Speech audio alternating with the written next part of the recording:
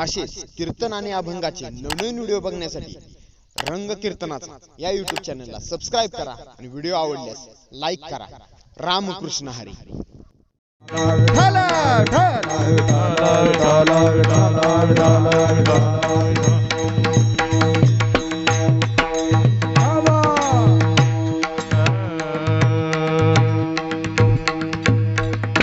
शरण शरणजी हनुमंता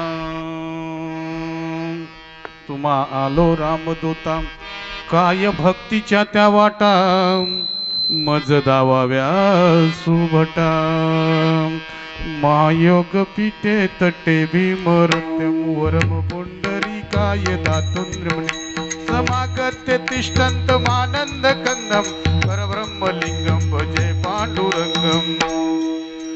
पांडुरंगा करू प्रथम नमन पांडुरंगा करू प्रथम नमन पांडुरंगा करू प्रथम नमन पांडुरंगा करू प्रथम नमन दुसरे चरण संताजी दुसरे चरण संताजी दुसरे चरण संताजी त्यांच्या कृपादाने कथेचा विस्तार त्यांच्या कृपादाने कथेचा विस्तार त्यांच्या कृपादाने कथेचा विस्तार त्यांच्या कृपादाने कथेचा बाबाजी सद्गुरुदास तुका बाबाजी सद्गुरुदास तुका बाबाजी सद्गुरुदास तुका. पांडुरंगा करू प्रथम नमन दुसरे चरण संतांची आम त्यांच्या कृपादाने कथेचा विस्तारो बाबाजी सद्गुरु दास तुका. ओम ब्रह्मानंदम परम सुखदम केवलम ज्ञानमूर्ती द्वंद्वातीतम गगन सदृश्यम तत्वमस्यादि लक्षणम एकम नित्यम विमलमचलम सर्वादि साक्षभूतम भावातीतम त्रिगुणरहितम सद्गुरु तव नमामि. जयांचे केले स्मरण होय सकळ विद्यांचे अधिकरण तेची वंदू श्री चरण श्री गुरूंचे ते नमस्कारून याथा. ओम नमो ज्ञानेश्वरा ओम नमो ज्ञानेश्वरा ओम नमो ज्ञानेश्वरा ओम नमो ज्ञानेश्वरा. करुणा करा या दया करुणा करा दयाळा तुमचा अनुग्रह लादलो पावन झालो करुणा करा या दयाळा करुणा करा या दयाळा करुणा करा दयाळा हो तुमचा अनुग्रह लादलो हो पावन झालो चला. ओम नमो ज्ञानेश्वरा करुणा करा दयाळा तुमचा अनुग्रह लादलो पावन झालो ओम नमो ज्ञानेश्वरा करुणा करा दयाळा तुमचा अनुग्रह लादलो पावन झालो ओम नमो ज्ञानेश्वरा करुणा करा दयाळा तुमचा अनुग्रह लादलो पावन झालो चराचरी. आता माझ्या भावा अंतराय नको देवा आले भागाते करीतो तुझे नाम उच्चारितो. आता हृदय आपुले चौपाळुनी भले वरी बैसवी पाऊले श्री गुरूंची आता. धन्य प्रताप पायाचा माझ्या सद्गुण रायाचा माझ्या सद्गुण रायाचा माझ्या श्रीपाद रायाचा. धन्य प्रताप पायाचा माझ्या श्रीपाद रायाचा माझ्या ध्यान रायाचा माझ्या सद्गुरु रायाचा. धन्य प्रताप पायाचा माझ्या सद्गुरु रायाचा धन्य प्रताप पायाचा माझ्या सद्गुरु रायाचा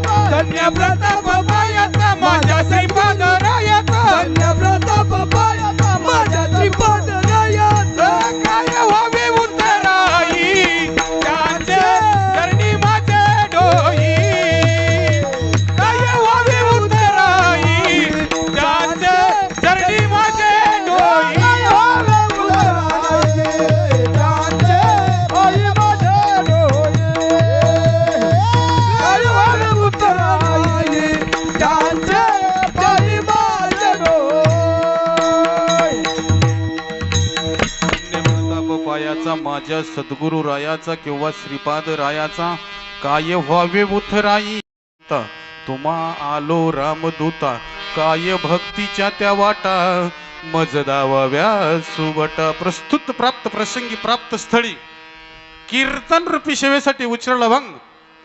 देहूचे महान भगवत भक्त जगतमान्य देशमान्य वैराग्य मूर्ती जगद्गुरु तुकोबराय यांचा 4 चरणांचा आणि हनुमान जयंती निमित्त उच्चारलेला भंग आहे. विठ्ठल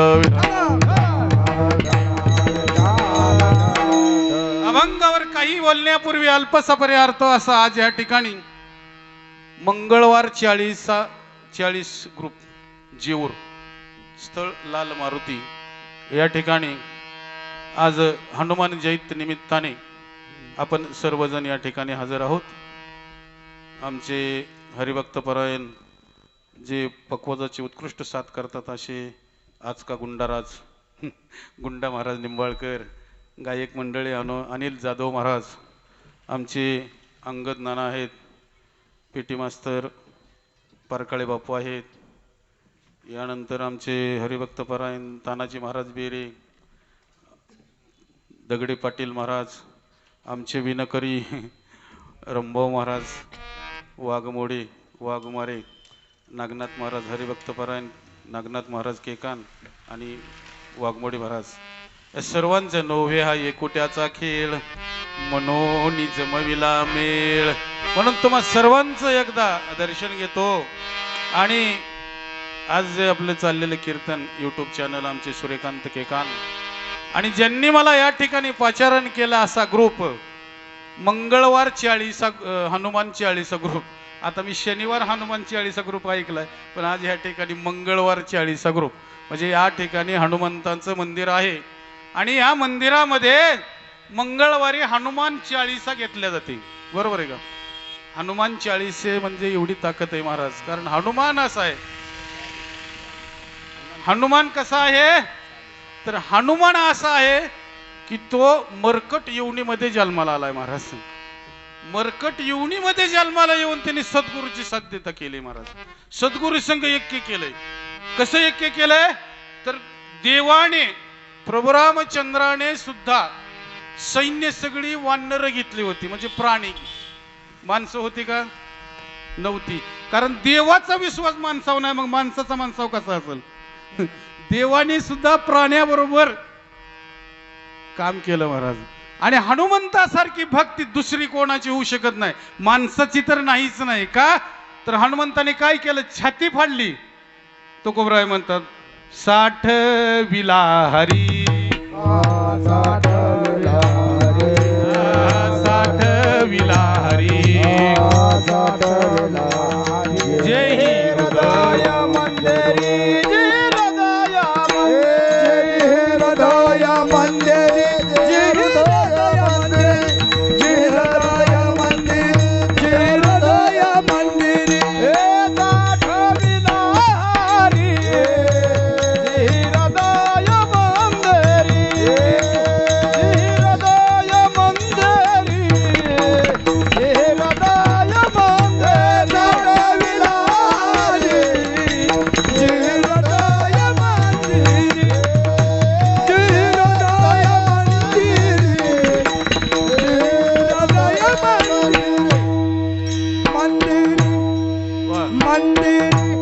साठविला हरी जेही हृदय मंदिरी. हृदयात हरी साठवला. जगद्गुरु तुकोबरायांनी अभंग लिहिला. कोणासाठी? माणसांच्या उद्धारासाठी अभंग लिहिला महाराज. माणसांच्या उद्धारासाठी अभंग लिहिला. पण साठविला हरी कुणी दाखवला नाही, फक्त तो दाखवला एका माकडाने. त्याचं नाव आहे हनुमंत. हनुमंतरायांनी तो दाखविला. हृदयामध्ये राम दाखवला महाराज. हृदयामध्ये जैसा हृदया मे रामो तैसा सर्व सुखाचा आरामो. हृदयामध्ये भगवान परमात्म्याला साठवण्याची ताकद बजरंगबलीच्या अंगात होती महाराज. म्हणून हनुमंत जगद्गुरु तुकोबराय सुद्धा हनुमंता शरण शरणजी हनुमंता मी शरण आलो. भगवंता तुला मी शरण आलो म्हणतोय कोण? जगद्गुरु तुकोबराय. तुकोबराय कोण? जगद्गुरु तुकोबराय कोण होते महाराज? एक संत होते. पण संत कसे होते महाराज? तुका आकाशा एवढा रेणू थेवडा, तुका आकाशा एवढा. तुका केवढा होता? आकाशा एवढा होता. आणि कसा होता? तुका विष्णू नाही तुझ्या, तुका विष्णू नाही तुझ्या. कारण तुका आणि विष्णू दोघांमध्ये काही फरक नाही. भगवान परमात्म्याचा अवतार तुकाराम महाराज होते. महाराज देवतेची संत, देवतेची संत निमित्त त्या प्रतिमा. देवतेची संत, देवतेची देव, देवानी अवतार जगद्गुरु तुकोबरायांचा घेतला महाराज. विष्णूने अवतार घेतला कशासाठी? तेने तुझी काही नाही केली चिंता, तेने तुझी काही नाही केली चिंता, तेने तुझी काही ओहो नाही केली चिंता, तेने तुझी काय नाही केली चिंता, तेने तुझी काही नाही केली चिंता, तेने तुझी काही नाही केली चिंता, तेने तुझी काही नाही केली चिंता. राय त्यानंत आठवणी, राय त्यानंत आठवणी, तेने तुझी काही नाही केली चिंता, तिने तुझी काय नाही केली चिंता, तिने तुझी काय नाही केली चिंता, तेने तुझी काही नाही केली चिंता, तेने तुझी काही नाही केली चिंता, तेने तुझी काही नाही केली चिंता, तेने तुझी काही नाही केली चिंता. भगवान परमात्म्याच्या लक्षात आलं महाराज, देवाने सर्व येवणीमध्ये जन्म घेतला, सर्व येवणीमध्ये जन्माला आले महाराज. एक मनुष्य जात म्हणून जन्माला घातली आणि त्या मनुष्य जातीला सगळं यथासांग दिलं महाराज. सगळं दिल्यानंतर देवाच्या लक्षात आलं यांना भक्ती करायची कळत नाही, यांच्या जीवनात सद्गुरू नाही, म्हणून देवतेची संत आपण याच्यावर बोलतोय. देवाने अवतार संतांचे घेतले महाराज. आणि मग आपल्याला तेने तुझी काही नाही केली चिंता, राहे त्या अनंत आठवणी. काय तुझी सगळी चिंता? कारण देव अवताराला आले. देव अवताराला आल्यानंतर देवाने आपल्याला भक्ती कशी करायची ही शिकवली महाराज. आणि त्या भक्तीमध्ये ही भक्ती शिकवली जगद्गुरु तुकोबरायांनी. खरी आपल्याला जगद्गुरु तुकोबरायांनी एवढा मोठा अधिकार असणारे जगद्गुरु तुकोबराय, ते सुद्धा भगवंताला, भगवान परमात्मा आणि ते सुद्धा हनुमंतरायाला शरण जातात. एवढे मग हनुमंतरायाला शरण जाऊन म्हणतात काय महाराज? शरण शरण जी हनुमंता, मी शरण आलो. का? तर जगद्गुरु तुकोबराय एवढे मोठे होते, एवढे मोठे होते, 56 कोटीची जहागिरी महाराज वाटली होती त्यांनी. भक्तीमध्ये मोठे होते, संपत्तीने मोठे होते. 3600 एकर जमीन जगद्गुरु तुकोबरायांच्या सासऱ्याला होती. बघा मग जावयाला किती असेल. 3600 एकर जमीन जगद्गुरु तुकोबरायांच्या सासऱ्यांना होती. एवढे मोठे जगद्गुरु तुकोबराय, ते सुद्धा हनुमंताला शरण येतात महाराज. मग हनुमंताला का शरण येतात? तर हनुमंतरायांनी प्रभू रामचंद्राची भक्ती केली. कशी केली महाराज भक्ती? तर प्रभू रामचंद्राचं नाम कंठामध्ये साठवलं महाराज. भगवान परमात्म्याने प्रभू रामचंद्राचं नाम कंठात सापडलं आणि नेमकं आपण नामापासून बाजूला गेलो, म्हणून या ठिकाणी संतांना येऊन सांगावं लागलं. मग साधकांनी संतांना, जगद्गुरु तुकोबरायांना, शेना महाराजांना प्रश्न केला, भगवंता, अरे संता, मी जर तुमच्याकडे आलो आणि मी जर नाम घेतलं तर काय होईल? शेना महाराज म्हणतात, घेता नाम विठोबाचे, घेता नाम विठोबाचे, पर्वत जळती पापाचे, पर्वत जळती पापाचे, पर्वत जळती पापाचे. घेता नाम विठोबाचे, घेता नाम विठोबाचे, पर्वत जळते पापाचे, पर्वत जळते पापाचे. वाल्या कोळी ब्रह्महत्यारी, वाल्या कोळी नावाचा एक ब्राह्मण होता महाराज. वाल्या कोळी कोळ्याच्या संगतीमध्ये गेला. दोघांनी वाट माऱ्या केल्या म्हणून वाल्या कोळी हे नाव पडलं महाराज. अनेक ब्राह्मण मारल्यानंतर एक मौरी एवढा खडा तो रांजणात टाकत असे 7 रांजण भरले.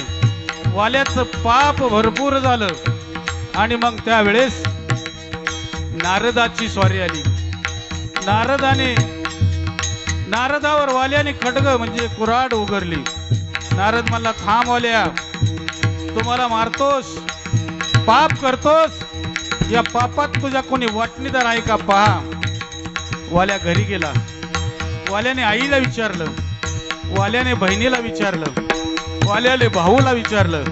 सर्वांनी सांगितलं तुझं कर्तव्य तू कर, तुझ्या पापात आम्ही वाटणीदार नाही. वाल्या घरी आला.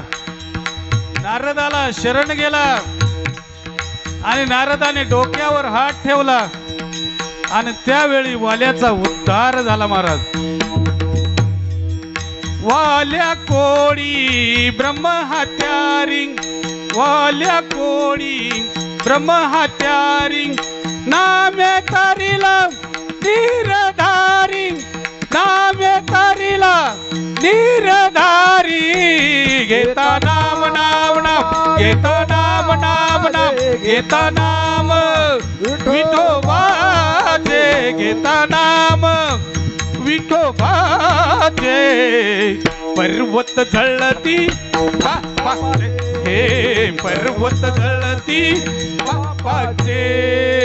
घेता नाम विठोबाचे, घेता नाम विठोबाचे. पर्वत झळते बापाचे, पर्वत झळते बापाचे, बापाचे. आणि म्हणून सेना महाराजांनी सांगितलं, घेता नाम विठोबाचे, पर्वत जळती पापाचे. पापाचे पर्वतच्या पर्वत जळतील. भगवान परमात्म्याचं एकदा नाम घ्या, पण कोणतं नाम घ्या? ते ज्ञान पैगा बरवे, जरी मणी हाती आणावे, तरी संत या भजावे. सर्वेश्वी ते ज्ञान महाराज, ते नाम कसं आहे भगवान परमात्म्याचं हे आणि ते ह्याच्यामध्ये अनेक प्रकारचा फरक आहे महाराज. नेमका आपण परमार्थ करत आहोत. परमार्थ करीत असताना साधूच्या संगतीमध्ये करीत आहोत आणि साधूच्या संगतीमध्ये करीत असताना साधू सुद्धा आपल्याला त्याच पद्धतीचा मिळाला पाहिजे महाराज. कारण साधूने आपल्याला ते भगवान परमात्म्याचं नाम दिलं पाहिजे. मग ते नाम आपल्याला नाही मिळालं, साधू सांगतात महाराज, साधू अनुग्रह करतात, साधू आपल्याला डोक्यावर हात ठेवतात, परंतु साधूचं आपण ऐकत नाही. मग साधूचं आपण ऐकलं तर आपल्याला महाराज त्या ठिकाणी विष्णूचे गण येतात. आणि साधूचं नाही ऐकलं, हे जरी नाही केलं आणि हे जरी नाही कालं तरी दुसरा येईल. हे जरी नाही कालं, हे जरी नाही कालं तरी दुसरा येईल. हे जरी नाही कालं आणि जर तिचे वटी बा गळ बांधून येईल, जर तिचे वटी बा गळ बांधून येईल, जर तिचे वटी बा गळ बांधून येईल, जर तिचे वटी बा गळ बांधून येईल. एका जनार्दनी आमचे काय वाचाईल, एका जनार्दनी आमचे काय वाचाईल.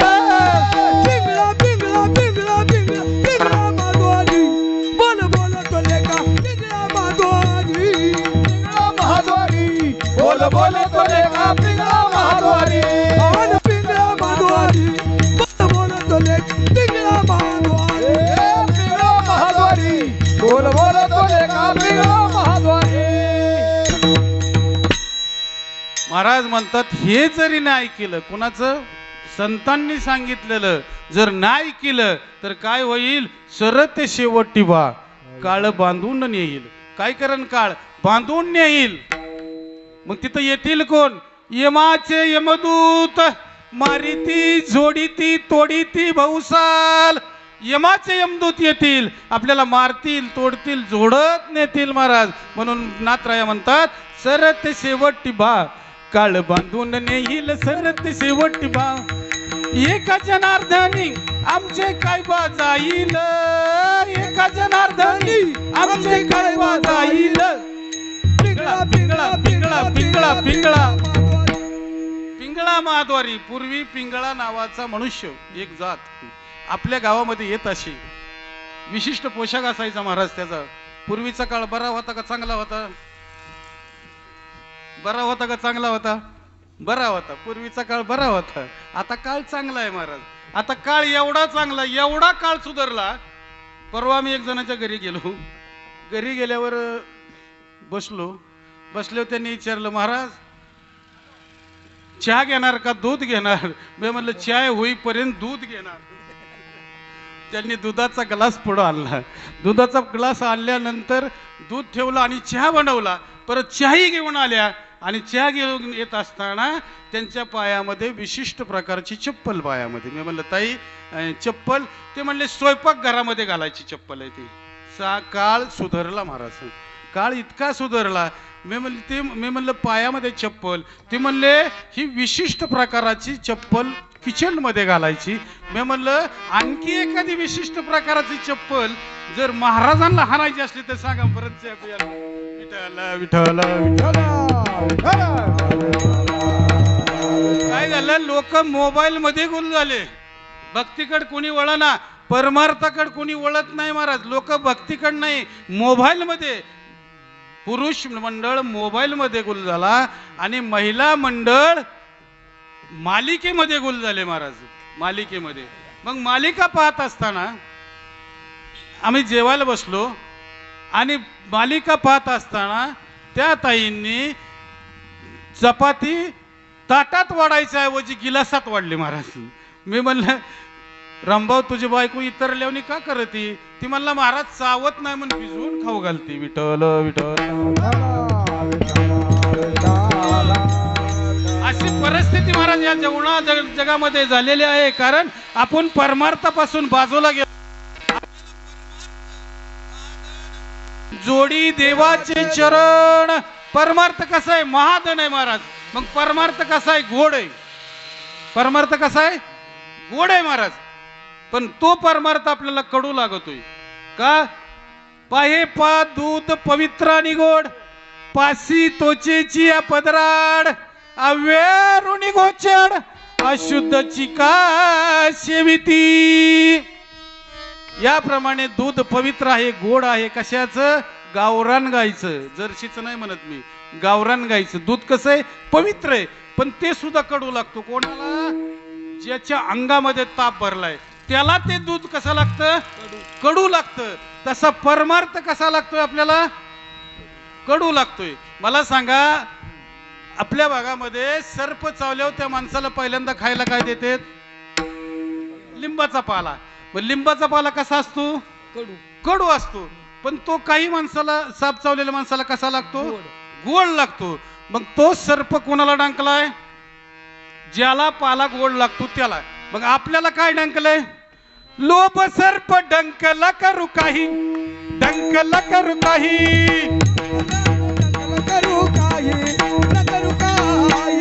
लोभ सर्प डंकला करू काही, डंकला करू काही,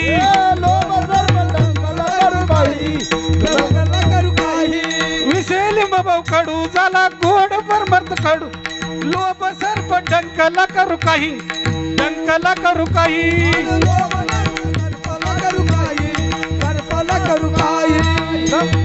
डंकला करू काही, डंकला करू काही, डंकला करू काही, डंकला करू काही, सर्पाला करू काही.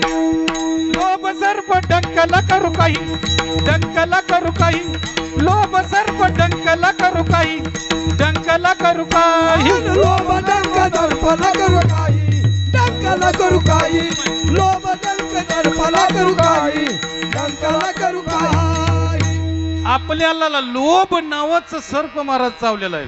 डंकला म्हणजे चावला. आपल्याला काय? लोभ आहे. आणि जोपर्यंत आपल्यातून लोभ जात नाही, आपल्यातून लोभ जात नाही तोपर्यंत मोक्ष मिळत नाही महाराज. कारण प्रत्येक गोष्टीवर आपला लोभ आहे. गायीवर लोभ आहे, जनावर लोभ आहे, शेळ्यावर, मेंढ्यावर, मुलांवर, मुलींवर, नातवावर, सगळ्यावर आपला लोभ आहे. पण लोभ कुठपर्यंत आहे महाराज? हॅलो. जोपर्यंत आपल्याला अनुभव येत नाही, पोरांनी पोत्यात घालून हाणलं की आमच्या दिंडीत निघतंय ते. मग म्हणतंय काही नाही, आता मला काही नको, आता भगवंता तुझी आणि माझीच भेट. पण भगवंत येडा नाही, तोपर्यंत ह्याचं सगळं 32च्या 32 दात पडलेलं असतात. आणि मग दात पडल्यानंतर त्याला राम म्हणता येत नाही. मग काय म्हणता येत? या म्हणता येत. आता तू म्हणशील या म वेड्या, कधी म्हणायचा तू राम, वेड्या कधी म्हणायचा तू राम. मग राम म्हणता येत नाही, अशी अवस्था आपली होती. मग ही अवस्था आपली होऊ नये, ही अवस्था व्हायच्या आधी आपल्याला परमार्थ करायचा आहे. मग परमार्थाची सुरुवात जगद्गुरु तुकोबारायांनी सांगितली. कधीपासून करावी? तर आपल्या जोपर्यंत जोवरी सकळ सिद्ध आहे, हात चालावया पाय, आपुले सोयीत पाय, तीर्थयात्रे जाय चुकू नको. जोवरी सकळ सिद्ध आहे, हात चालावया पाय. जोपर्यंत हात आहेत भगवंताचं भजन करण्यासाठी, हे हात दान धर्म करण्यासाठी भगवंताने दिले. आणि मग हे हात जोपर्यंत आहेत, आपल्याला पाय जोपर्यंत आहेत, कारण आपल्याला हाताची पायाची किंमत ज्यावेळेस जाईल त्यावेळेस कळते महाराज. कारण देवाकडे खुट्या मारायचं काम आहे. तुम्ही जर दान नाही केला तर हात वाकडा होईल, लोळा होईल.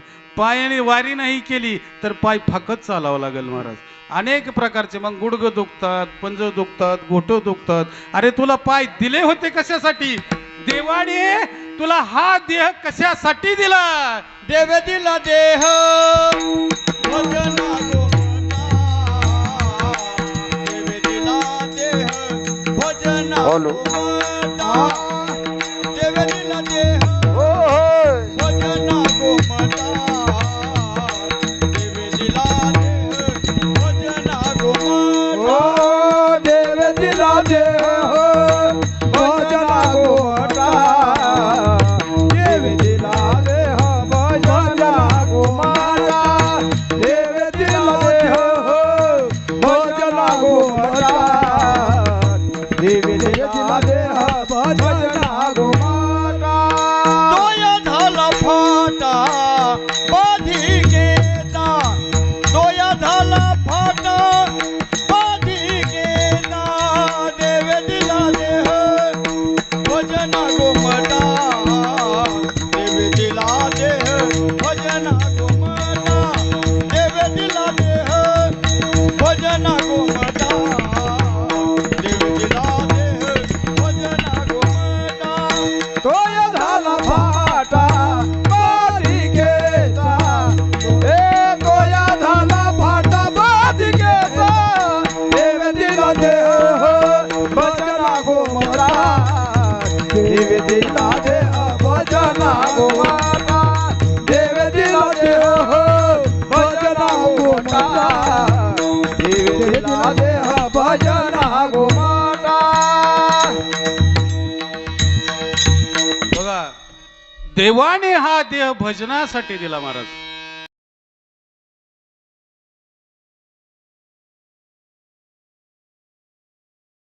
कसा दिला? गोमटा. गोमटा म्हणजे सुंदर, चांगला किंवा चालू.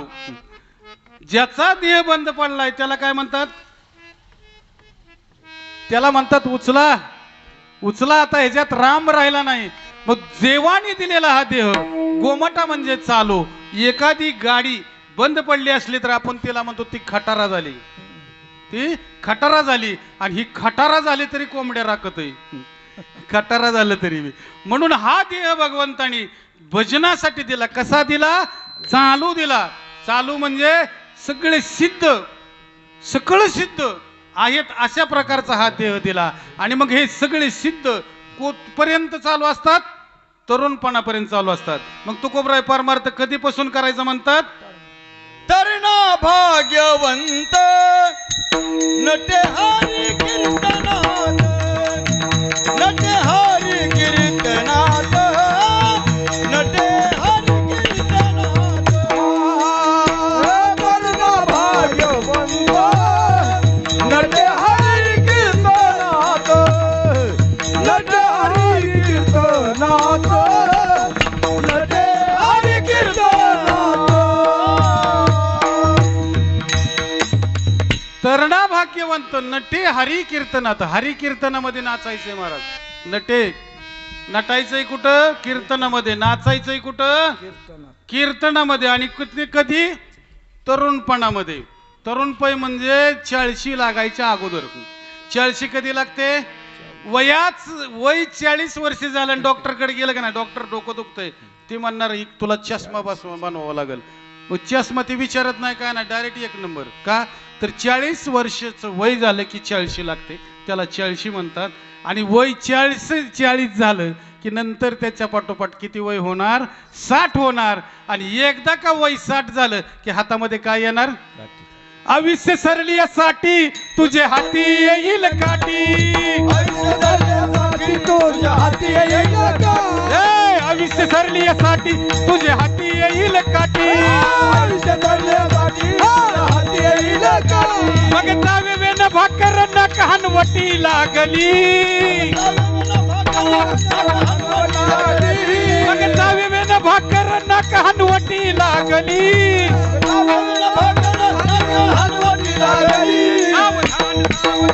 सावधान सावधान सावधान सावधान सावधान सावधान सावधान सावधान सावधान सावधान सावधान सावधान. मग चावे वेना भाकर नाक हनवटी लागली.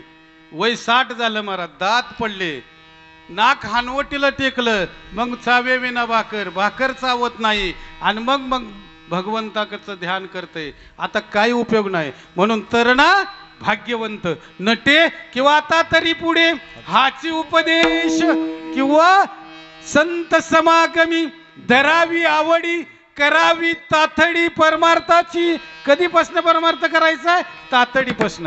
मागे झाले पाहू नका, पुढे जामीन आहे तुका. अशा प्रकारचं भक्ती करायची महाराज. असा परमार्थ जगद्गुरु तुकोबरायांनी आपल्याला शिकवला. आणि जगद्गुरु तुकोबराय जगामध्ये जगाचे गुरु असणारे जगद्गुरु तुकोबराय हनुमंतरायाला शरण जातात. अभंगाचं प्रथम चरण. चरण चरण जी हनुमंता, चरण चरण जी हनुमंता, चरण चरण हनुमंता, चरण चरण हनुमंता. हो चरण चरण हनुमंता, चरण चरण हनुमंता, चरण चरण हनुमंता, चरण चरण हनुमंता.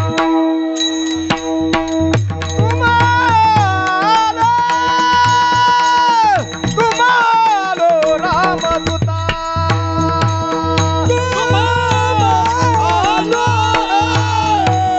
तुम्हारो रामदूता. हे काय भक्तीचा वाटा, काय भक्तीचा वाटा, काय भक्तीचा वाटा, काय भक्तीचा वाटा, भक्तीचा वाटा, काय भक्तीचा वाटा, काय भक्तीचा वाटा, काय भक्तीचा वाटा. चरण चरणाजी हनुमंता, चरण चरणाजी हनुमंता. तुम्हाला रामदूता, तुम्हाला रामदूता. चरण चरण हनुमंता, चरण चरण हनुमंता. तुम्हाला रामदूता, तुम्हाला रामदूता, रामदूता. आणि म्हणून या ठिकाणी जगद्गुरु तुकोबराय जी हा आदरपूर्वक शब्द वापरलाय. आपण सरळ म्हणतो शरण शरण हनुमंता, पण त्यामध्ये जी आहे महाराज. शरण शरण जी हनुमंता, जी म्हणजे आदरपूर्वक. कारण पूर्वीची लोक एखाद्या मोठ्या माणसाला जर समोर त्याने हाक मारली तर जी अशा प्रकारचा शब्द वापरला जात होता, आता जा अशा प्रकारचा शब्द वापरला जातो महाराज. पूर्वीचा काळ खूप चांगला होता महाराज. पूर्वी एकदम स्वयंपाक महिला करत होत्या, आता पुरुष स्वयंपाक करतात. जिथं पुरुष स्वयंपाकाला त्या ठिकाणी गर्दी आहे. आणि ते बी भारतातलं नाही बरं का, परदेशातलंय. चायनीज कुठलंय? चायनीज कुठलंय? तिथं स्वयंपाक कोण करतं? पुरुष करतात. तिथं लोकांची गर्दी आहे महाराज. ज्या ठिकाणी महिला स्वयंपाक, त्याचं कारण असं आहे महाराज, पूर्वीच्या महिला पाट्यावर वाटण करत होत्या आणि थोड्या मशालामध्ये भाजी करत होत्या. आताच्या महिला डबलची डबल मशाला आणि चव नाही कशाला. विठ्ठल विठ्ठल. हो, म्हणून पूर्वी भोळी भक्ती केली, भगवंताला पावत होती. पण आता भोळी भक्ती भक्ती आहे, पण भक्तीमध्ये भाव राहिला नाही महाराज. भक्तीमध्ये भाव राहिला नाही. संतांचं चरण आपण त्या ठिकाणी स्पर्श करत नाही, संतांच्या सानिध्यामध्ये आपण भक्ती करत नाही, किंवा संतांनी सांगितलेलं आपण ऐकत नाही. का तर संतांनी स्वतःचा देह जिजवला महाराज, स्वतःचा देह जिजवला. जे जे आपणाशी ठावे इतरांशी शिकवावे, शहाणे करुणी सोडावे सकळ जन. संतांचं वाक्य होतं महाराज. संतांनी देह जिजवला. खूप त्रास, कारण देव होते महाराज. ते देवांना लोकांनी त्रास दिला, म्हणून प्रभू रामचंद्रांनी देव म्हणून सैन्य घेतले नाहीत, माकडं घेतले महाराज प्रभू रामचंद्रांनी.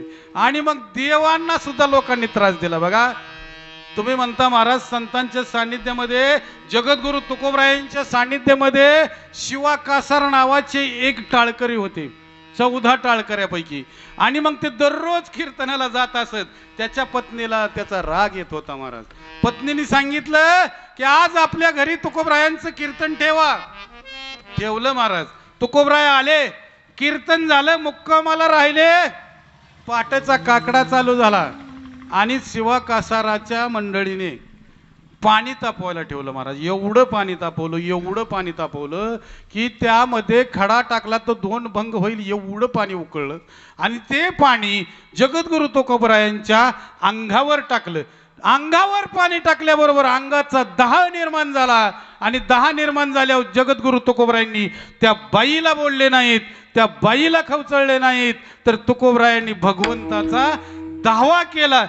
जळे माझी काया लागला वनवा, जळे माझी काया लागला वनवा, जळे माझी काया लागला वनवा, जळे माझी काया लागला वनवा.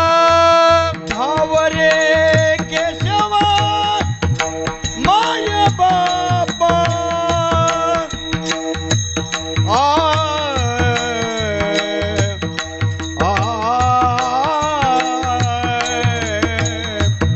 माय बापा. तुकोबरायाच्या अंगावर उखळतं पाणी टाकलं महाराज. तुकोबरायाने भगवंताचा धावा केला आणि भगवंत आले महाराज. भगवंताने तुकोबरायाच्या अंगाचा दाह करमीन केला. कशाने? भगवंताच्या नामाने महाराज. भगवंताचा दाह कमी झाला, तुकोबरायांचा दाह कमी झाला. परंतु त्या बाईला तुकाराम काही बोलले नाही. देवा, अरे मी काय पाप केलं, कोणत्या जन्मात मी पाप केलं, म्हणून माझ्यावर या बाईला तू प्रवृत्त केलं, माझ्या अंगावरती उकळतं पाणी टाकलं महाराज. म्हणून तुकोबरायांनी दावा केला.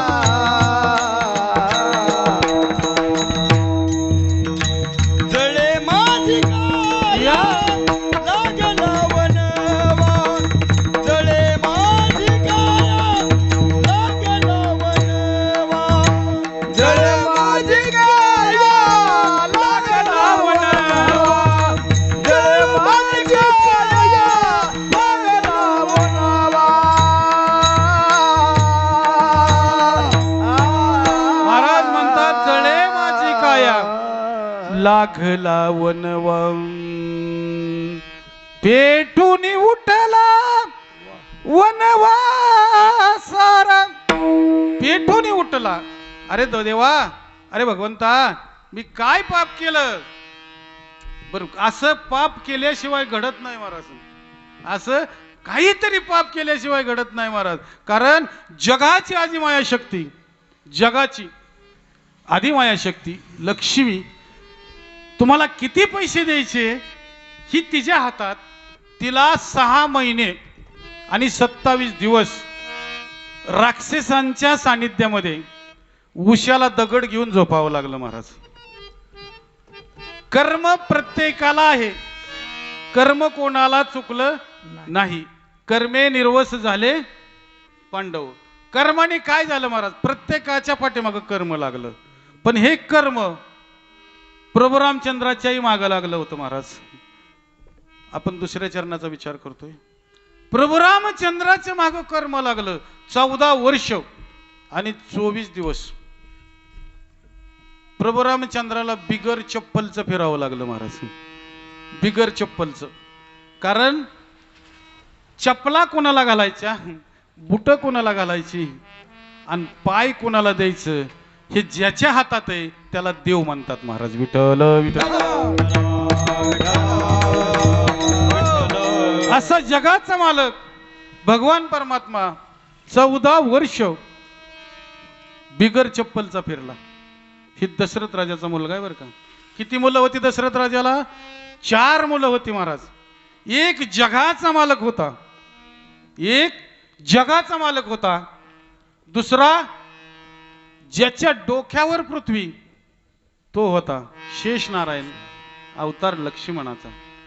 कारण पृथ्वीचं काय करायचंय त्याच्या हातात होतं महाराज. थोडी मान हलवली खिलारी सारखी अवस्था झाली महाराज.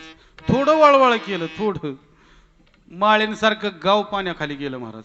थोडा हल्ला मध्ये एसटी बळीत जाऊन पडली. कुठं? तुर्कस्तानला. हातात कोणाचे आहे? लक्ष्मणाचे आहे. लक्ष्मण कोण आहे? शेष आहे महाराज. लक्ष्मण शेष नारायण आहे. आणि भरत कोण आहे? भरत भक्तीचा ओलावा. भरत कोण आहे? भक्तीचा ओलावा आहे. भरतानी काय केलं महाराज? आईने दिलेली गादी नाकारली. आईने दिलेली गादी नाकारली आणि सांगितलं जोपर्यंत माझा मोठा दादा, रामराज्यातलं सांगतो मी, आताच नाही सांगत, जोपर्यंत माझा राम या गादीवर नाही तोपर्यंत मी गादीवर बसणार नाही. मग राहणार कुठं? नंदीग्रामाच्या ठिकाणी भरताने अंगाला काव लावली. भरताची मंडळी लय हुशार, म्हणली तुम्ही राहू शकत नाही, तुम्हाला काम जागा करेल. त्यांनी सांगितलं काम कोणाला जागा करेल? मी 14 वर्ष अंगाला राख लावली म्हणजे मी गोसावी झालोय. 14 वर्ष ज्या भरताने रामाच्या पादुकाची पूजा केली तो भरत आहे महाराज. आणि ज्यांनी 14 वर्ष शस्त्र धरलं, छत्र धरलं, कशावर? रामाच्या पादुका. म्हणजे तुम्हाला सोप्या भाषेत सांगतो, चपलावर. कोणाच्या? मोठ्या भावाच्या. सख्या कसा उतर? विठ्ठल विठ्ठल अशी 4 मुलं कुणाला होती महाराज? दशरथ राजाला होता.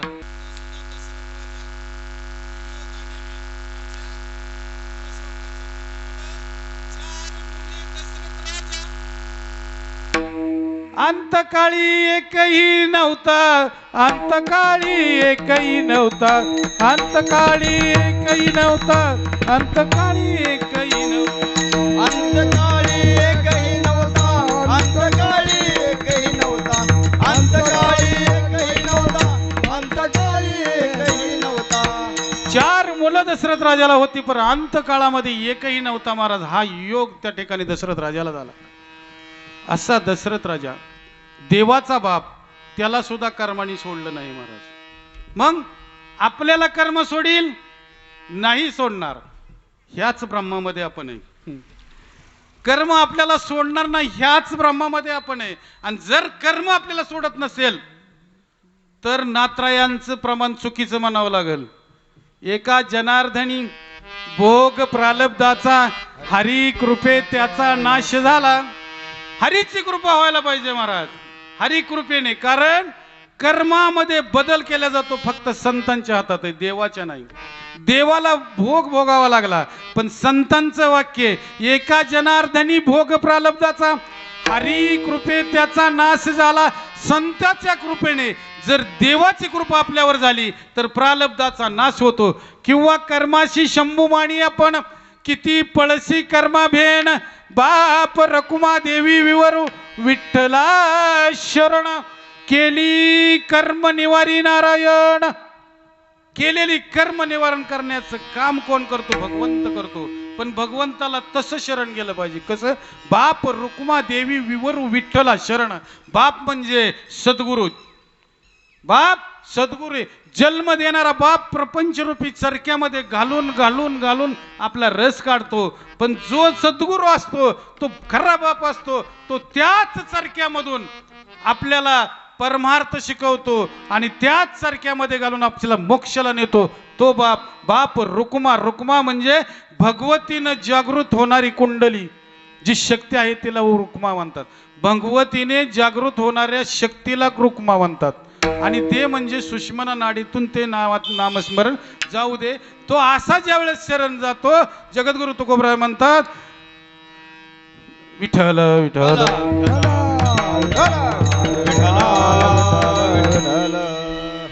आणि जगद्गुरु तुकोबराय सांगतात की एकदा का त्या अवस्थेमध्ये मी गेलो, ब्रह्मानंदे लागे टाळी, कोण देहाते संभाळी किंवा नाचे टाळी पिटी, प्रेम धरणी अंग लोटी, ते माझे सखे सज्जन भोळे भाविक हरिजन.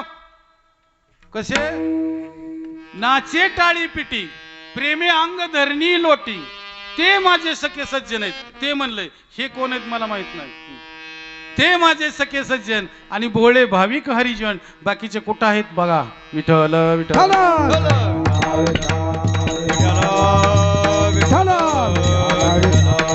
हो, म्हणून महाराज त्या ठिकाणी सांगतात की दशरथ राजाला सुद्धा, देवाच्या बापाला सुद्धा कर्म चुकलं नाही. पण या ठिकाणी नाथरायांनी सांगितलंय असा जर आपण देवाला शरण गेलो, असा जर भगवंताला आपण शरण गेलो तर केली कर्म निवारी नारायण.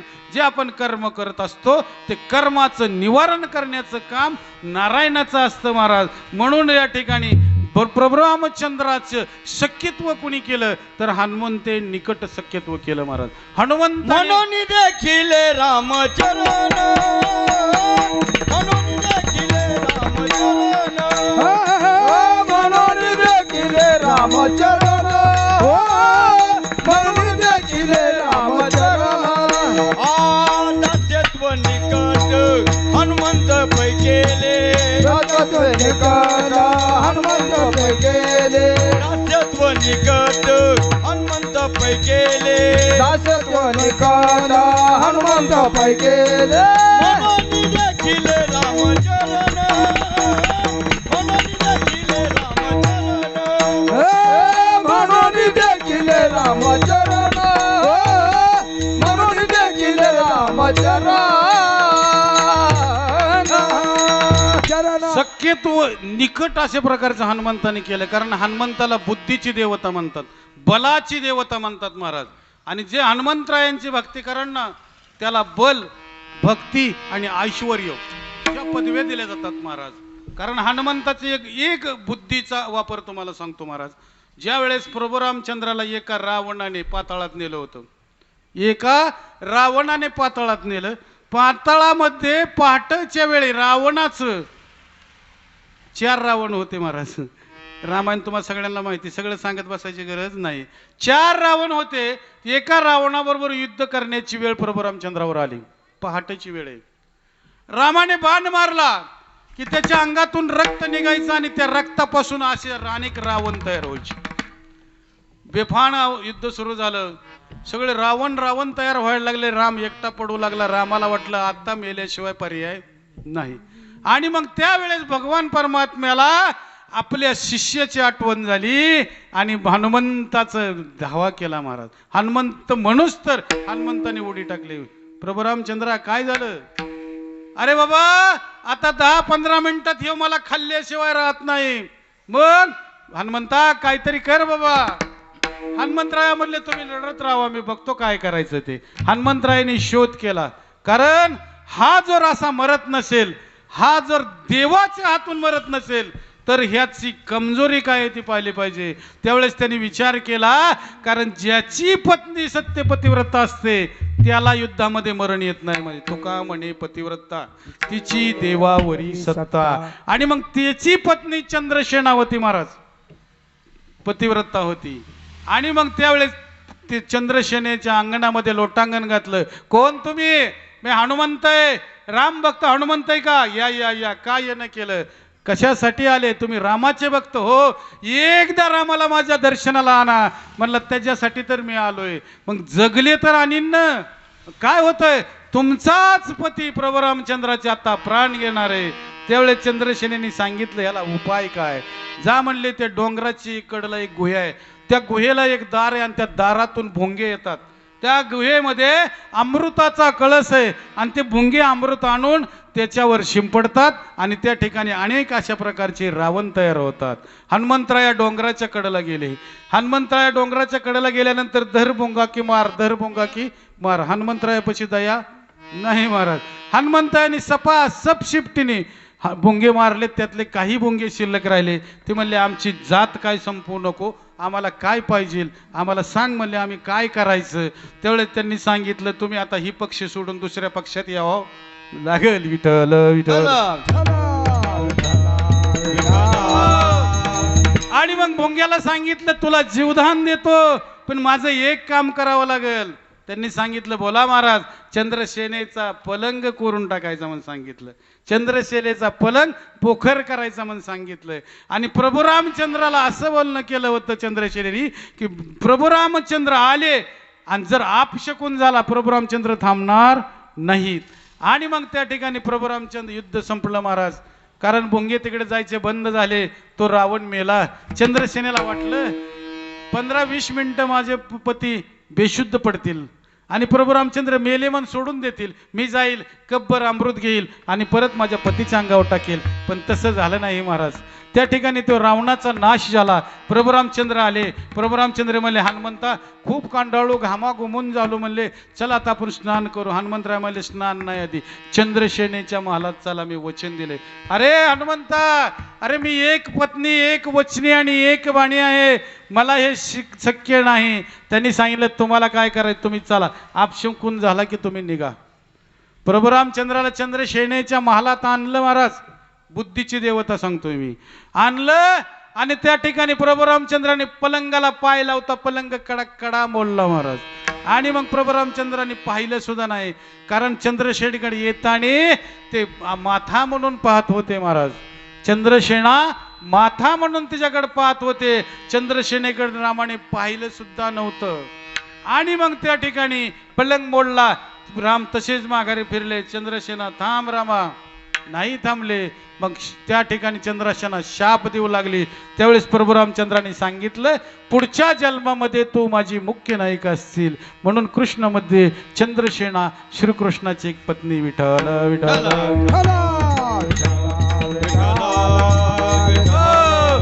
अशी भक्ती या ठिकाणी प्रभू रामचंद्राची हनुमंताने केली. अनेक ठिकाणी महाराज. अजून एक दृष्टांत सांगतो वेळ संपत आलेली आहे. ज्यावेळेस कुंभकर्ण युद्धाला आला महाराज. बलाढ्य असा कुंभकर्ण. रावणापाशी एवढे योद्धे होते महाराज एवढे योद्धे होते पण नीती नव्हती. कुंभकर्ण इंद्रजित का म्हणलंय 17 वेळा इंद्राला बांधून आणलंय म्हणून इंद्रजित ही पदवी महाराज त्याला. असा बलाढ्य इंद्रजित कोण होता? लक्ष्मणाचा जावाई होता महाराज. शेषाचा जावाई होता. शेषाने इंद्रजिताने शेषाला मुलगी मागितली. शेषाने सांगितलं नाही देणार. पण बापाच्या विरोधात लग्न केलं. आता करतात ना लोक तसं. बापाच्या विरोधात लग्न केलं. शेषालाही सांगितलं तुला इंद्रजिता मी मारीन. ती म्हणला मारली तर तुझी मुलगी विधवा होईल. म्हणला बुका लावून का फिराना पण तुला मी मारणार. ती म्हणला तुम्हाला मारायसाठी तुला 14 वर्ष उपवासी राहावं लागेल. तो म्हणला मी राहील 14 वर्ष उपवासी राहीन. 14 वर्ष झोपायचं नाही 14 वर्ष झोपणार नाही पण तुला मी मारणार. महाराज लक्ष्मण 14 वर्ष उपवासी होते.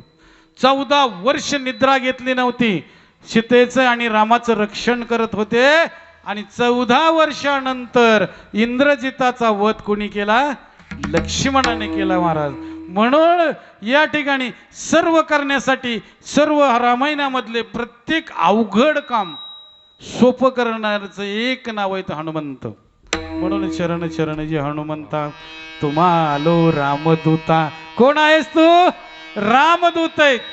रामदूत कोणाला म्हणलंय? जो रामाची भक्ती करतो जो रामाचं दास्यत्व करतो. आणि मग त्या ठिकाणी बलाढ्य असं युद्ध सुरू झालं आणि युद्धामध्ये सर्व सैन्य जर्जर केलं महाराज.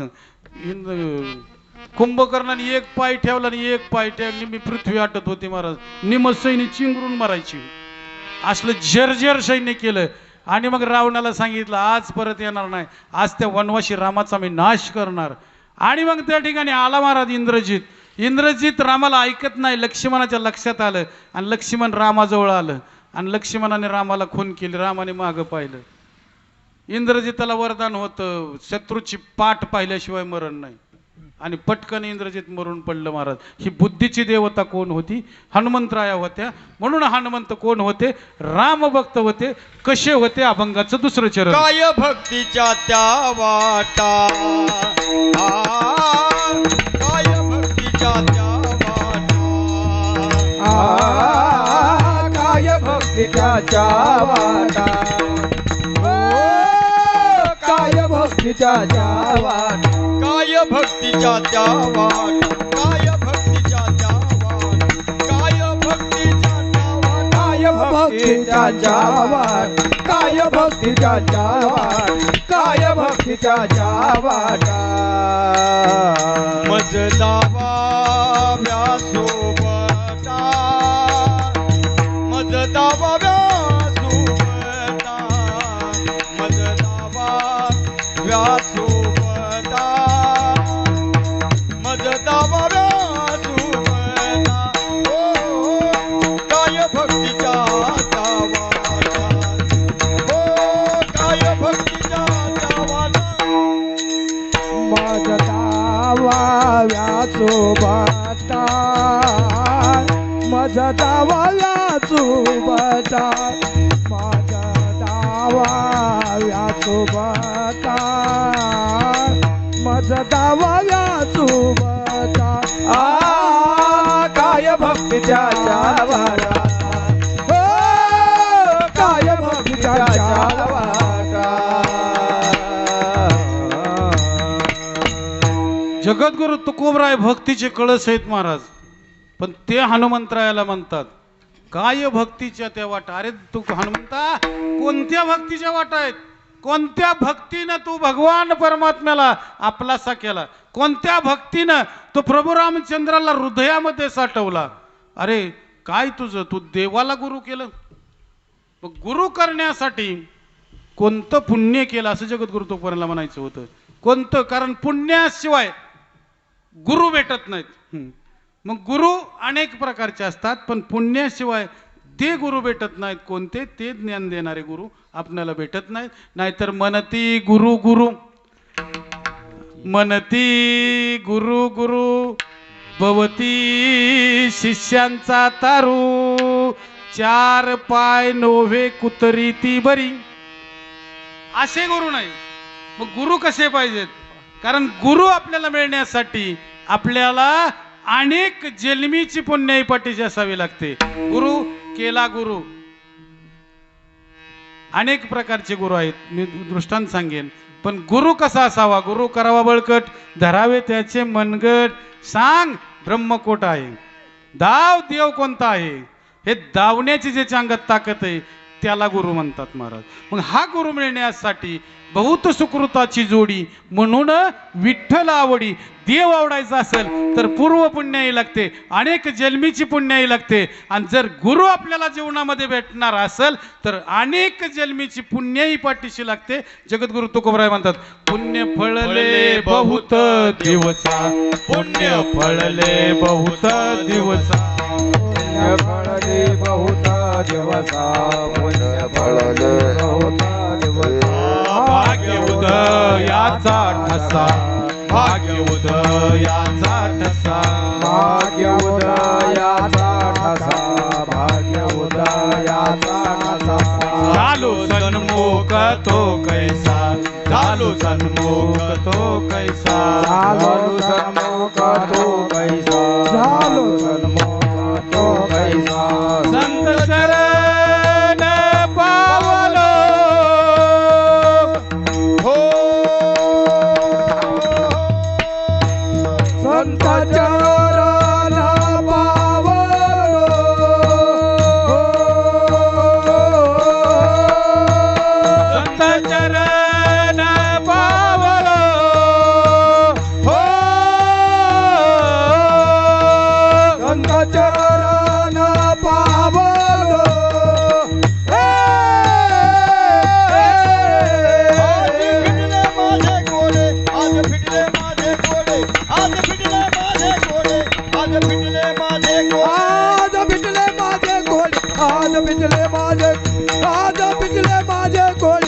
आज फिटले माझे आज फिटले माझे कोडे बहुता जन्माचे साकडे गोंधाटले पुढे परब्रह्म सावळे आज फिटले माझे कोडे बहुत जन्माचे साकडे कोंडाटले पुढे परब्रह्म सावळे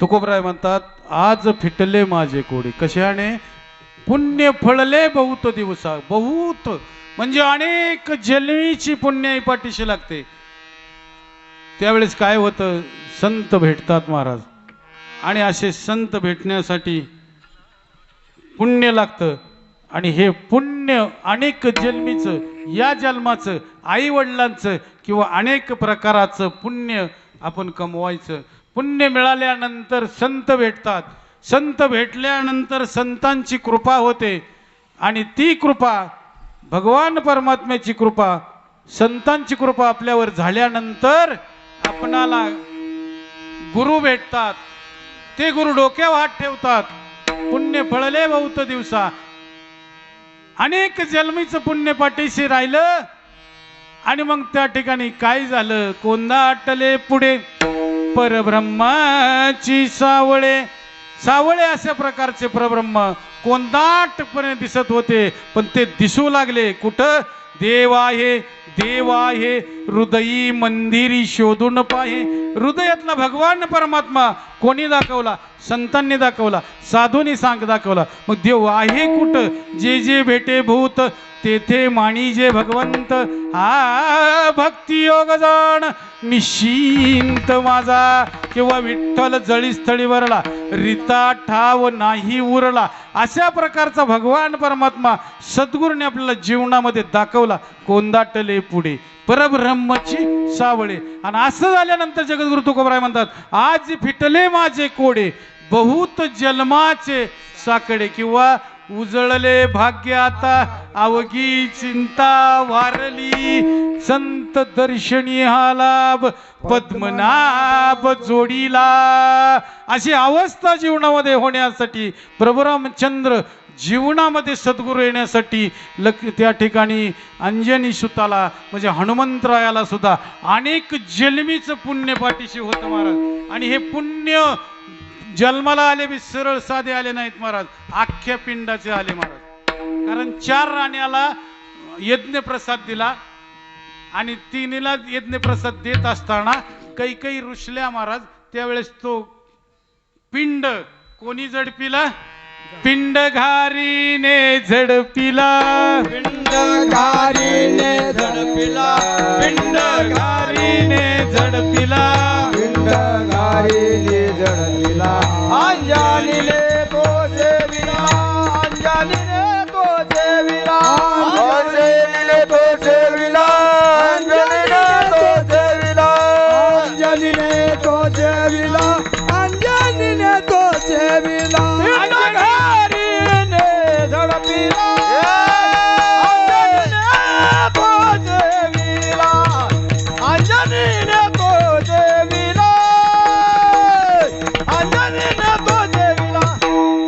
पिंड घारीने झडपिला अंजनीने तो सेविला अंजनीने तो सेविला अंजनीने तो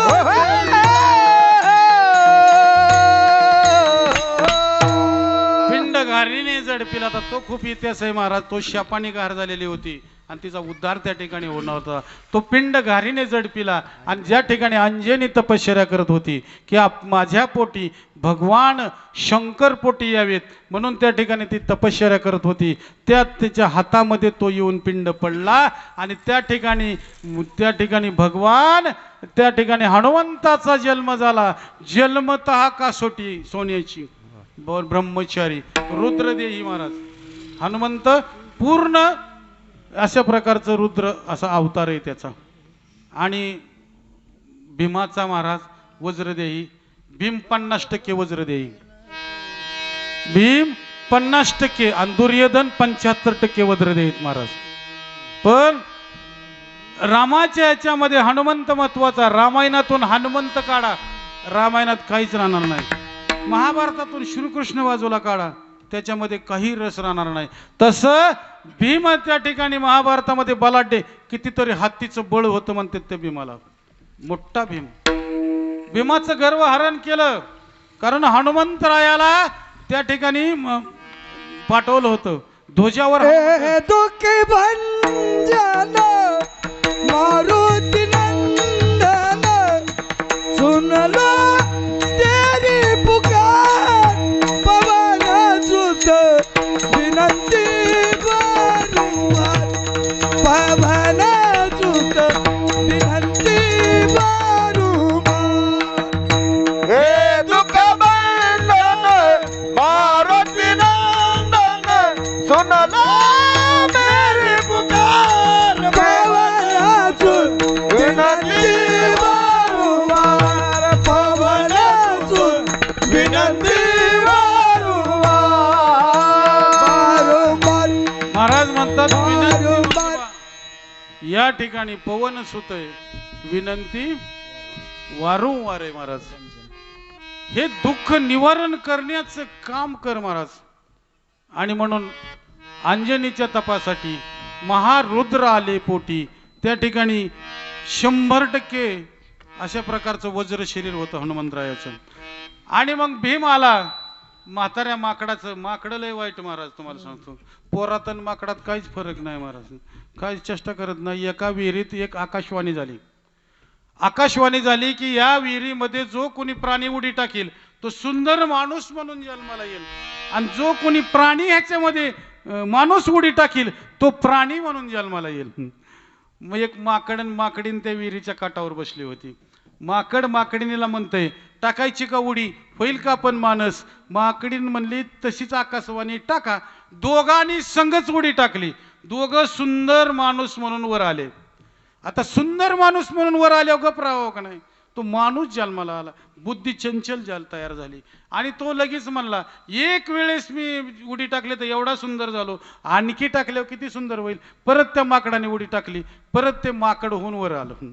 आता सुंदर श्री विहिरीच्या काठावर आहे. कोण? माकडाची बायको. माकड ती सुंदर श्री झाली, आणि हे माकड ते माकड राहिलं. एक राजा आला आणि बाईचा हात धरून निघून गेला. पूर्वीचे राजे हात धरून गेला, आणि मग माकड त्याच्या मागं खेक खेक खेक खेक करीत पळते. आता काय उपयोग आहे, कारण आता माकडाला बायका कुणी देत नाही महाराज. अनेक माकड बिन बायकाचे राहिले. विठ्ठल विठ्ठल.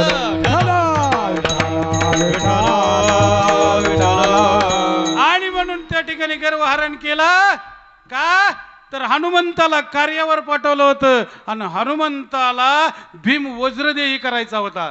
पण भीमाला वाटलं या माकडाला मी कसं आलिंगन देऊ, भीमाला वाटलं ह्या मरकटाला मी कसं आलिंगन देऊ. कसं तरी करून हनुमंतरायाने आलिंगन दिलं. भीमाचं 50% शरीर हनुमंताच्या शरीराला भिडलं, म्हणून त्या ठिकाणी 50% भीम वज्रदेही झाला. 50%. आणि मग त्या ठिकाणी दुर्योधनाची कथा तुम्हाला माहीतच आहे. त्या ठिकाणी फुलाचा हार घातला, 25% देह राहिला, 75% वज्रदेही झाला. आणि भीमाचं वज्रदेही भीम आणि वज्रदेही दुर्योधन, दोघाचं युद्ध झालं. दोघाचं युद्ध झाल्यावरून देवाच्या सांगण्यावरून भीमाने दुर्योधनाला, दुर्योधना हानिली गधा घेतला प्राण, येडका मदन मदन पंचानन, येडका मदन केवळ पंचानन, येडका मदन केवळ पंचानन, येडका मदन केवळ पंचानन, मदन केवळ पंचानन, येडका मदन केवळ पंचानन.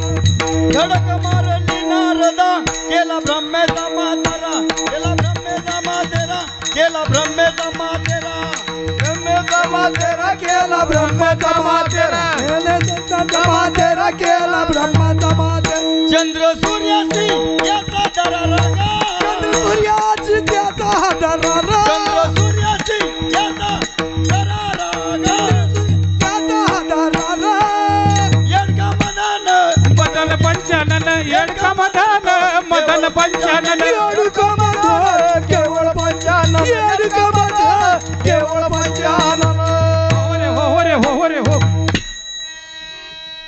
टाळ्या वाजवा सगळं. वा वा वा गायक मंडळी.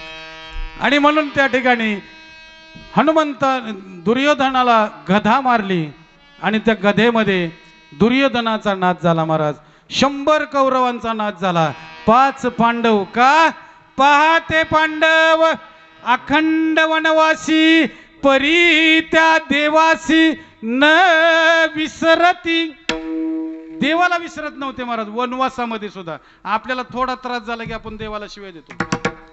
आपल्याला थोडा त्रास झाला आपण देवाचा राग करतो. पण पांडवाला अनेक प्रकारचा त्रास झाला तरी पांडव त्या ठिकाणी अजिबात दुःखी झाले नाहीत. पांडवांनी देवाचा दावा केला म्हणून हस्तिनापूरचं म्हणजे दिल्लीचं राज्य पांडवांना दिलं महाराज. कौरवांचा नाश केला. राज्य कोणाला दिलं? पांडवांना दिलं. ज्या राज्यासाठी आता भांडणं चालू आहेत. ही त्या पक्षात उडी आणतंय ती त्या पक्षात उडी आणतंय. कशासाठी? दिल्लीच्या राजकारणासाठी. ते दिल्लीचं राज्य लबाडाच्या हाती होतं. कोणाच्या? दुर्योधनाच्या. अंधाळा अशा प्रकारचा दुर्योधन होता आणि त्या दुर्योधनाला लोभ झाला. मी मग सांगितलं ना लोभ संक डंकला करू काय. असा लोभ सर्प कोणाला डकला होता? धृतराष्ट्राला. आणि मग 100 पोरं मिली आणि मग पांडवाच्या घरी जेवायला राहिलं महाराज. पांडवांच्या घरी. आणि मग ते जेवायला बसलं की भीम यायचा आणि भीम म्हणायचा का रे आंधळ्या सगळी तुझी पोरं मिली आणि आमच्या घरी तुकडं मोडतो का? असं म्हणल्यावर कोणाला जीव वाटेल महाराज? नाही जीव वाटत. ते धृतराष्ट्र खराब झालं आणि धर्मराजाने विचारलं काका तुम्ही खूपच खराब दिसताय काय करू धर्मा? तो भीम येतोय आणि असा रोज म्हणतोय मला कसं जीव वाटन. ए भीमा इकडे ये. अरे आपले काका ते काकाला असं बोलू नये. काकाला जेवताना असं बोलू नये. भीम म्हणला बरं जेवताना नाही मी जेवायच्या आधी बोलन म्हणला. आणि मग धृतराष्ट्र हात धुवायला चाललं की त्या ठिकाणी भीमाने म्हणायचं काका अरे तुझी 100 पोरं मीच मारली. तू आमचं अन्न खात नाहीस आमचं मांस खातोय. धृतराष्ट्र दिल्लीचा राजा हस्तिनापूरचा राजा राग राग जंगलामध्ये गेला आणि जंगलामध्ये वनवा पेटला आणि भाजून मेला. विठ्ठल विठ्ठल. म्हणून तुकोबराय म्हणतात जीवनामध्ये शेवट चांगला असला पाहिजे. शेवट तो भला माझा बहु गोड झाला. अशा प्रकारे या ठिकाणी अरे तू कोणती भक्ती केली त्यावेळेस भगवान परमात्मा तुझ्या हृदयामध्ये बसले. कोणती वाट आहे? काय भक्तीच्या त्या वाटा मज धावाव्या सुबटा. आणि मग त्या ठिकाणी जगद्गुरु तुकोबराय 3ऱ्या चरणात म्हणतात अरे शूर आणि धीरा शूर आणि धीरा शूर आणि धीरा शूर आणि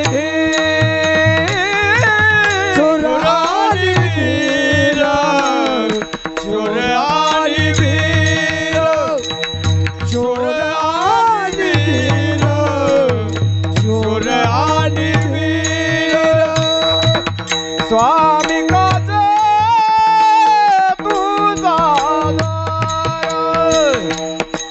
स्वामी काज तुझा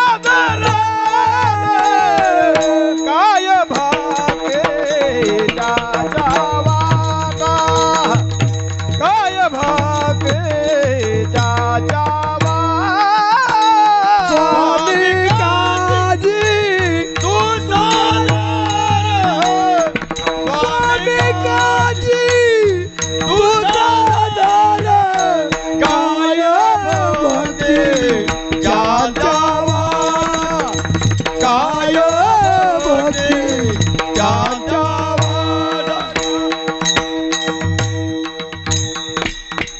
तुकोबराय म्हणतात हनुमंतराय तू कसा आहेस? शूर आणि धीर. शूर आहेस धीर आहे. शूर कसा आहेस? तर एकटा बर का एकटा 7 समुद्र पलीकडे गेला. कुठं गेला? लंकेला गेला.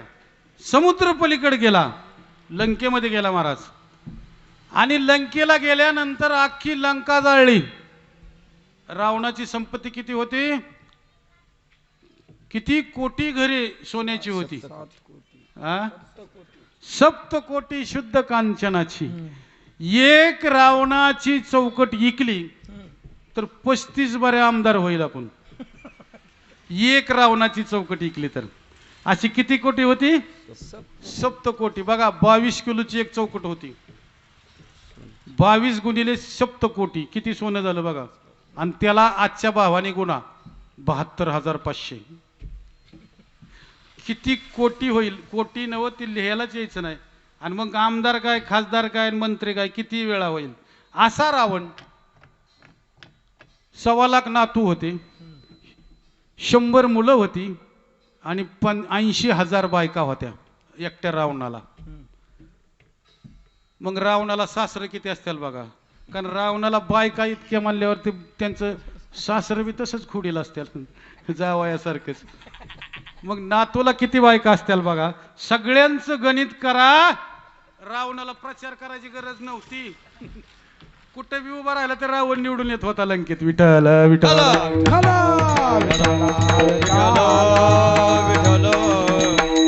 मला वाटतं 236 का 336 किलोमीटर एक भिंत होती सोन्याची लंकेची. असं प्रकारचं सोनं. एवढी संपत्ती रावणाची. आणि त्या संपत्तीमध्ये हनुमंतराया गेले. हनुमंतरायाने धरून नेलं. हनुमंतरायाला धरून गेल्यानंतर रावणाच्या आसनापेक्षा, कारण 9 ग्रहाच्या पायऱ्या होत्या आणि त्याच्यावर उंच सिंहासन रावणाचं होतं. आणि त्या सिंहासनाच्या उंचीचं आपलं आसन केलं शिफ्टीने. कोणी? रावणाने. हनुमंतरायाने आसन केलं. आणि मग तुझा जीव कशात आहे विचारल्यावर रावणाने सांगितलं माझा जीव शेपटीत आहे. हनुमंतरायांनी सांगितलं. कारण रावण खुडील होतं. विचारून घ्यायचं आणि मग मारायचं. आणि मग म्हणले पेटवायची शेपटी. हनुमंतरायाची शेपटी पेटवत असताना हनुमंतरायाने काय केलं? दुफान केलं शेपटीचं. दुफान म्हणायचं त्याला. पहिलं जाळ होत नसायचं आणि दूर निघायचं त्याला काय म्हणायचं? दुफान. आणि मग सगळी फुकू लागली. जाळ होईना. मग रावण 10 तोंडाने फुकायला लागला. 10 तोंडाने फुकत असताना एकदम जाळ केला. काय झालं? रावणाची दाढी आणि मिशा जळाल्या. मात्र दाढी रावणाची जाळी. दाढी रावणाची महाराज जाळली. कुणी? किती शूर हनुमंतराया. कुठं? लंकेत जाऊन. राक्षसांच्या राज्यात किती जण गेलते? एकटा गेलता.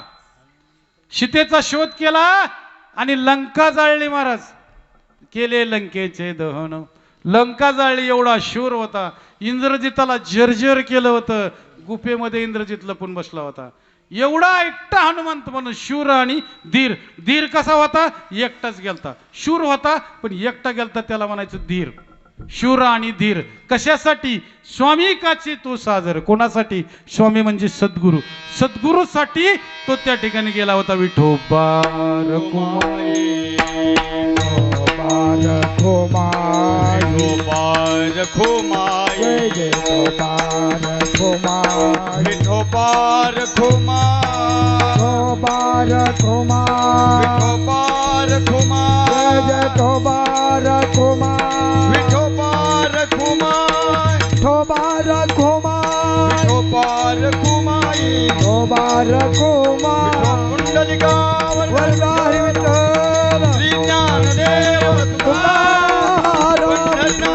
भगवान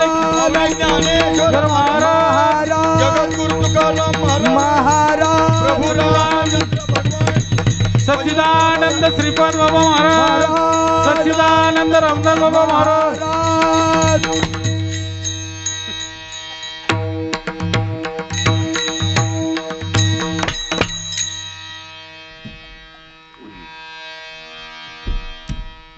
शरण शरण जी हनुमंता तुम्हालो रामदूता.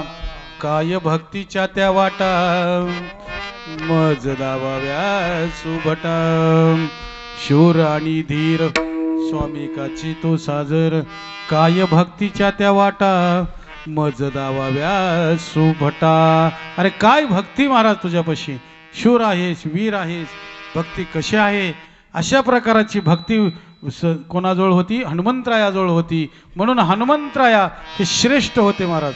ब्रह्मचारी होते, वज्रदेही होते, कुठल्याही प्रकारचा त्यांना त्या ठिकाणी आघात होत नव्हता. कारण सूर्याला फुल म्हणून गिळलं होतं महाराज त्यांनी.